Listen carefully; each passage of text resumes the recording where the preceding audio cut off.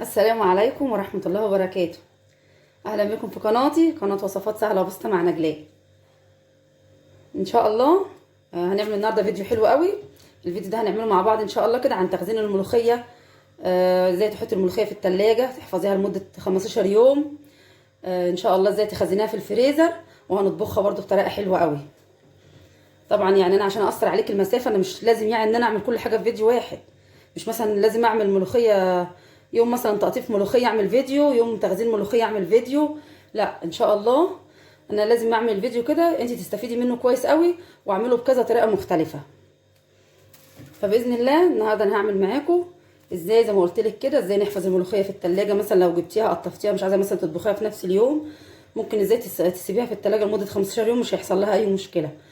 وكمان برضو ازاي نحطها في الفريزر بطريقه سهله قوي باذن الله تعجبك، وان شاء الله برضو هنطبخها بطريقه حلوه. يلا بقى نشوف كده معانا. اول حاجه انا بحطها في كيس كده، كيس لبن او اي كيس، المهم يكون كيس نظيف ويكون الكيس ده ناشف، ما يكونش فيه اي ميه ولا فيه اي حاجه، لا يكون اهم حاجه يكون كيس نظيف. بصي الملوخيه معانا بالشكل ده اهو. والله بقى لها 10 ايام، انا اول مره افتحها دلوقتي معاكي، بس عشان انا واثقه ان انا هلاقيها نظيفه وكويسه، لان انا بعمل الطريقه دي من زمان. الملوخيه اهي بصي نظيفه زي الفل. ازاي بقى انا حافظت على الملوخيه بالشكل ده انها تفضل حلوه كده رغم انها بقى لها 10 ايام، وهتقعد كمان ممكن تقعد اسبوع كمان بالشكل ده ما تحصلهاش اي مشكله بقى. الموضوع سهل قوي. انا جبت الملوخيه ساعه ما جبتها صبحه، قطفتها ورجعت رحت حطها في كيس زي ما انت شايفه كده، في اي كيس بلاستيك. بصي انا بقولك ان هي كميه، هي مش حبه صغيرين، بصي هي كميه كبيره اهي، كميه ملوخيه كبيره 1.5 كيلو. هتجيبي الملوخيه بتاعتك بالشكل ده كده، تفضي كيس منها، يعني تفضي الهواء من الكيس بقدر الامكان ما تقدري. الهواء ده هو اللي بيفسد الخضروات يا جماعه، وبيفسد الحاجات من التلاجة لو هتحفظيها في كيس. حتى في الفريزر برضو لازم تفضي حاجتك من الهواء. شايفه بقد ما اقدر كده ضغطي الكيس بتاعك، فضي منه الهواء بالشكل ده كده. شوفي انا ضغطته خالص اهو، تربطي على الكيس بتاعك تاني. خلاص انا ضمنت ان انا خرجت منه الهواء بالشكل ده كده. بس كده ضغطنا الكيس، شايفه انا ما خليتش فيه اي هواء يدخل خالص من اي مكان، عشان الهواء ده هو اللي بيبوظ الحاجه اللي معانا. بس كده وحطيته في التلاجة بالمنظر ده، ما عملتش اكتر من كده. خلاص كده يا بنات انا كده وريتك اول طريقه ان شاء الله، اللي هي انك تحفظي الملوخيه في التلاجة لمده 15 يوم من غير ما يحصل لها اي مشكله، ولا الورق يسود ولا يحصل لها اي حاجه. بس اهم حاجه تمشي على الخطوات دي. ما تغسليش الملوخيه تقطفيها وهي صبحه، يعني مثلا مش تحطيها في التلاجة بعد كده تعمليها تقولي دي لا، ما فيها في حاجات كده لازم تعمليها من الاول. لازم تحطي الحاجه وهي صبحه عشان تضمني انها تفضل معاكي كويسه. انا جبت الملوخيه دي صبحه، قطفتها حطيتها في كيس، فضيت الكيس في الهواء بالظبط زي ما وريتك في الفيديو كده بالظبط. ما تخليش الكيس فيه هواء خالص، اضغطي الكيس على قد ما تقدري. ان شاء الله الطريقه دي حلوه قوي.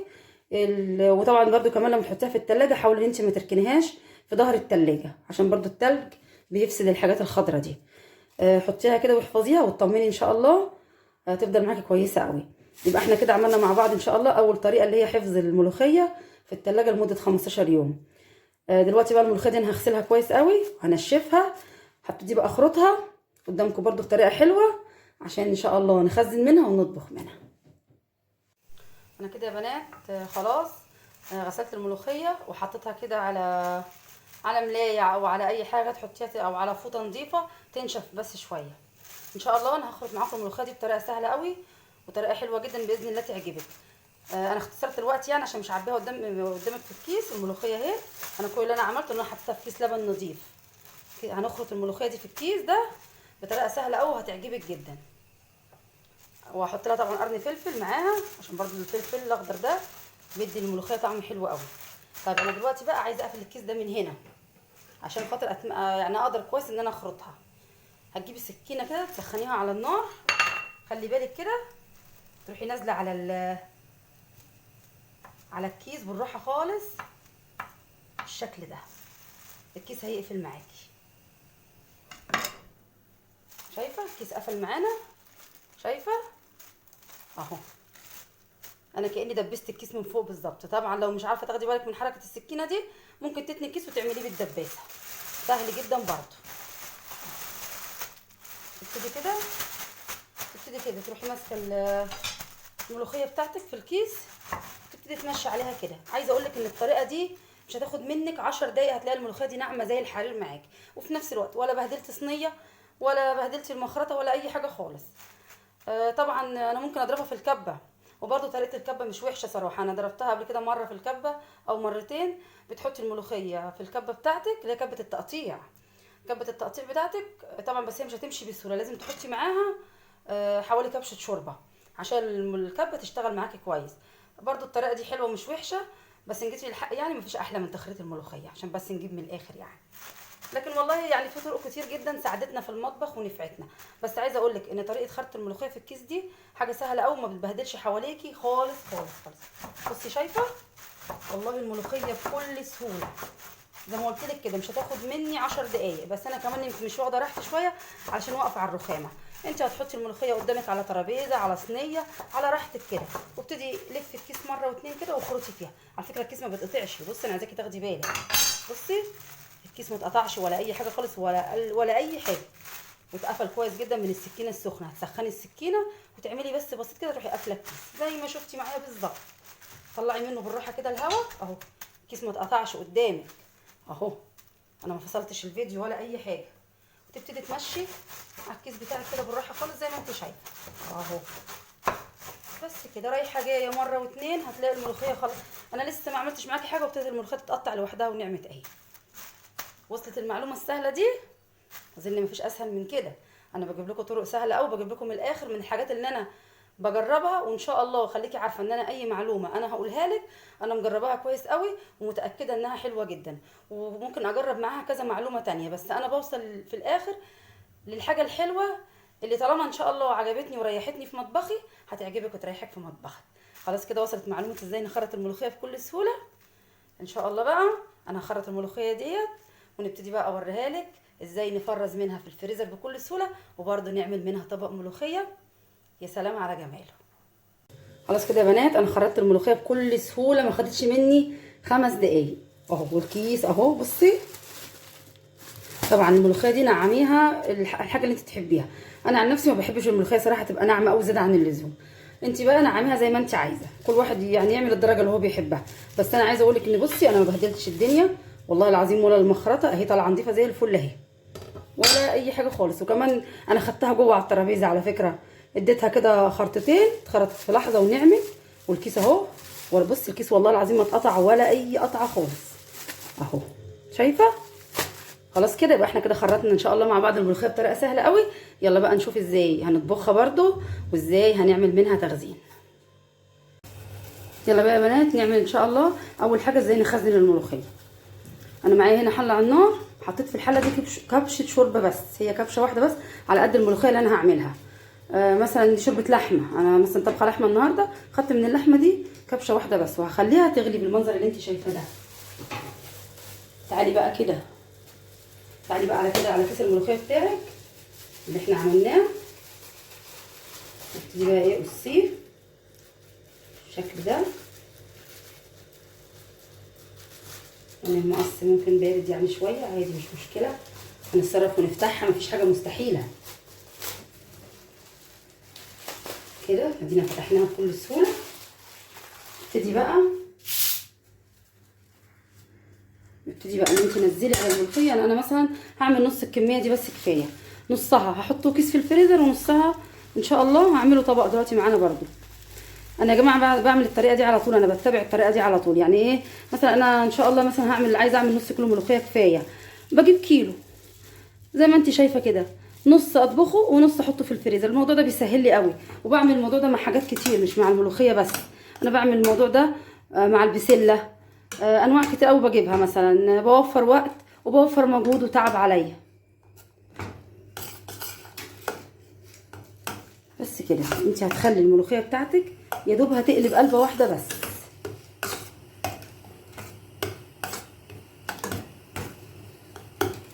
نعمي ملوخيتك بالطريقه اللي انت تحبيها.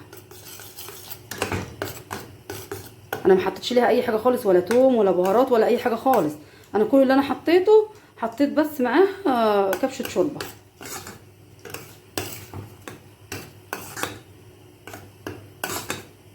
انا بس عايزه الملوخيه دي تفور معايا فوره واحده بس عشان تفضل خضره واحتفظ بالخضار بتاعها، مش هحط معاها اي حاجه تاني.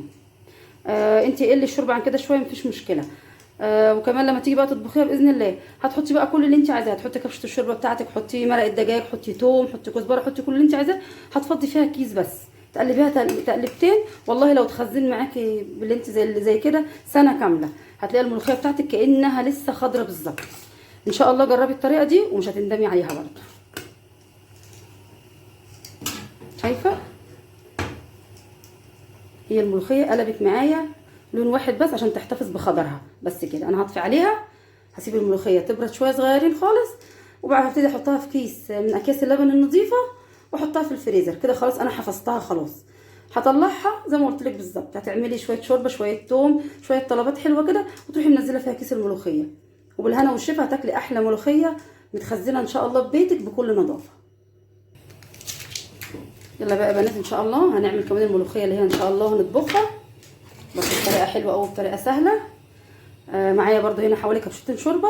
اطبخي طبيخك صابح بصابح، مش لازم اعمل كميات كبيره وارميها او ان احنا هنزهق من اكلها. طب ليه اعمل حاجتي صابح بصابح؟ يعني انا دلوقتي مثلا هعمل هما بكتير قوي طبقين ملوخيه صغيرين جدا، لاني عامله مثلا لحمه مسلوقه، عامله لسان عصفور، فته، عامله رز، يعني سلطه، ففي اكل كتير. فليه انا بقى اكتر ونبتدي ان احنا نزهق من الاكل وبعدين نرميه خساره؟ لا، كل واحد عارف نظام بيته، والاكل اللي انت تعمليه صابح بصابح افضل بكتير طبعا من احسن من ان انا احطه في التلاجة واقول لهم لا لازم ناكله بكره. طب ليه الاكل يبقى بايت ويبوظ؟ طب ما انا اعمل حاجتي صابح بصابح احسن. انا هحط دلوقتي للشوربه دي حته توم صغيره جدا لاني لسه هحط لها توم تاني. دي بقى اظبطها الشوربه كده، دي حلوه، دي شوربه مرقه لحمه طازه لسه مطبوخه دلوقتي، واحط لها كمان نص قالب مرقه دجاج على قد كميه الشوربه بس. لو الحله مليانه هحط القالب على بعضه. مرقه الدجاج دي بتدي طعم حلو قوي للشوربه صراحه، بتدي طعم حلو قوي للملوخيه ولسان عصفور. بس كده الطريقه اللي انت شايفاها دي خليها تغلي.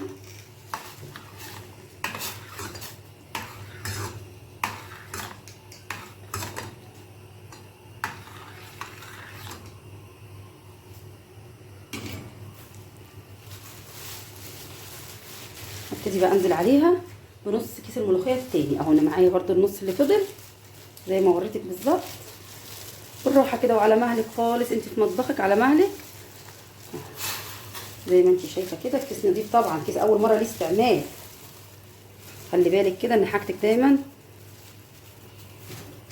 انت اللي عارفاها في بيتك فحاجتك نضيفه.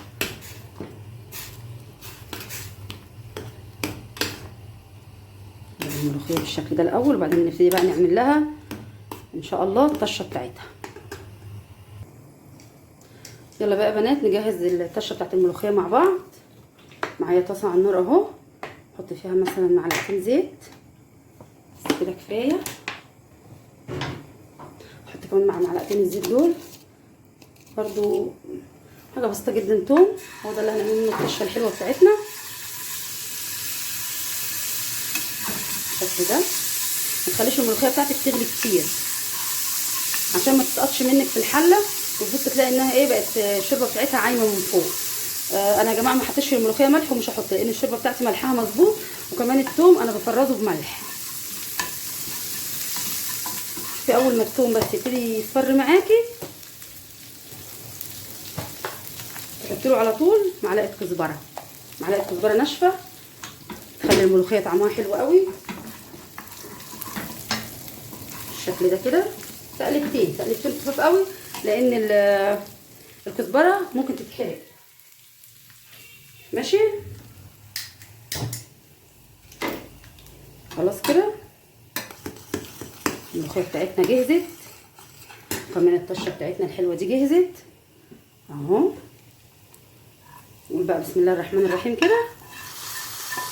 خلاص حطينا كده الطشه بتاعتنا على الملوخيه، برضو هنستفاد من الطشه بريحتها حلوه دي زي ما انت شايفه كده.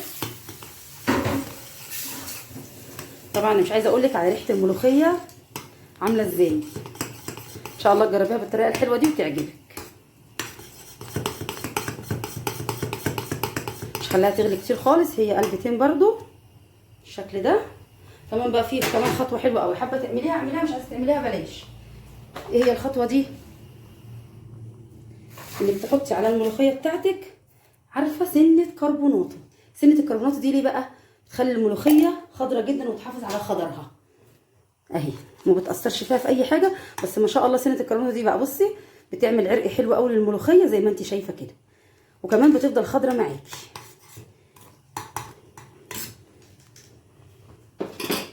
بس كده انا هطفي عليها. خلاص كده يا بنات، عملنا مع بعض الملوخيه ان شاء الله بطريقه حلوه تعجبك. وكمان خزننا الملوخيه اهو، فضيتها في بردت، فضيتها في كيس لبن. هبتدي بقى ان انا احطها في الفريزر. ان شاء الله يكون الفيديو عجبك. لو عجبك الفيديو ما تنسيش تشتركي في القناه وتعملي لايك وشير. مع السلامه، فيديو جديد.